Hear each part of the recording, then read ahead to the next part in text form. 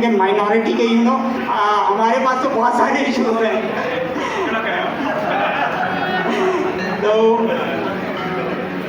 Hall में बैठे हुए तमाम अफराद से मेरी एक रिक्वेस्ट है, ये जो मौका है ना, ये हमारे पास सालों में आता है।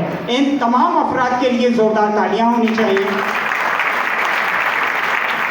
मैं एक स्पेशली आप तमाम से आज्ञा लेके एक रिक्वेस्ट करना चाहूँगा।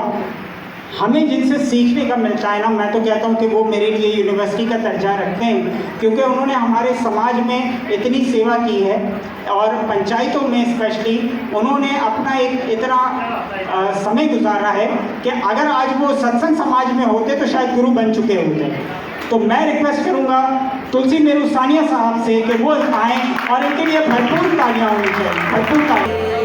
कहते हैं कि आप अकेले को मैं बुलाता ना, तो कहते हैं कि जब एक फूल आता है तो वो फूल होता है, लेकिन जब वो हज़ारों फूलों के साथ मिलता है तो वो गुलदस्ता बन जाता है। तो इस गुलदस्ते में आपका बहुत बहुत शुक्रिया कि आपने टाइम निकाला जी, आज यहाँ पे इनवाइट किया और मैं आज आपके दरमियान खड़ा हुआ हूँ।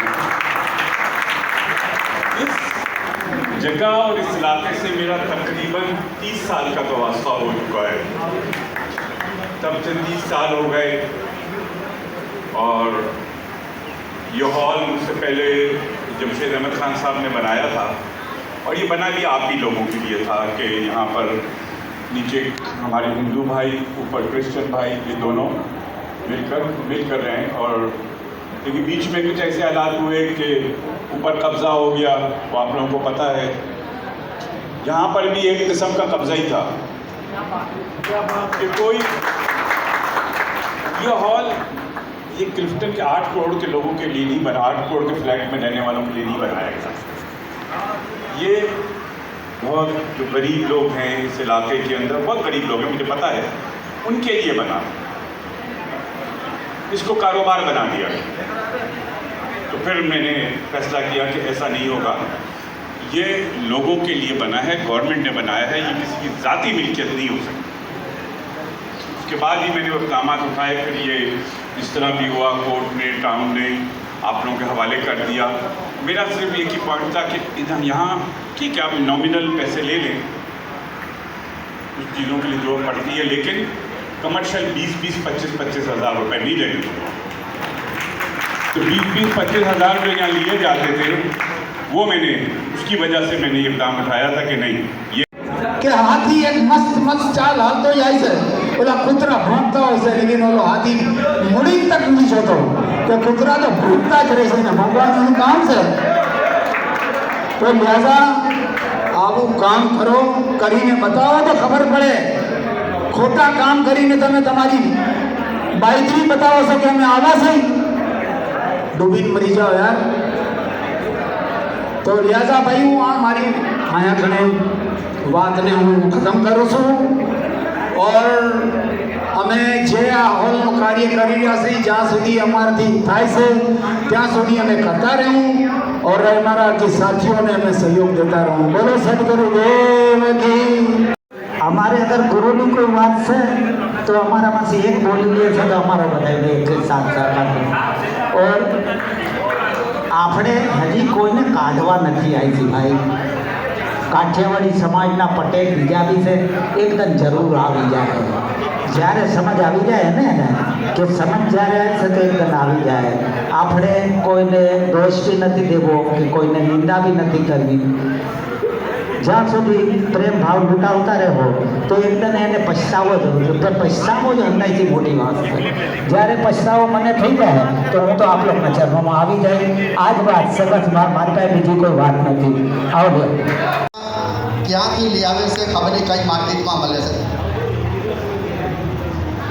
વાત એ છે કે હું સિર્ફ એટલું કહેવા ચાહું છું કે જી પટેલ, જી ઇલાકાનો પટેલ બહેનો છે, ખાલી હું એનાથી એક સવાલ કરવા ચાહું છું। અરે ભાઈ ખામોશ થઈ જાઓ યાર।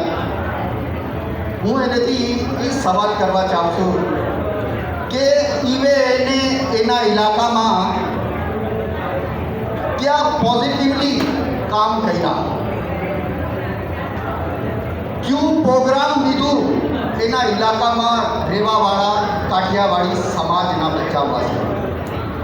બધાને અહીંયા જ આવીને કામ કરવું છે? અરે ભાઈ, પોતપોતાના ઇલાકાઓમાં કામ કરો.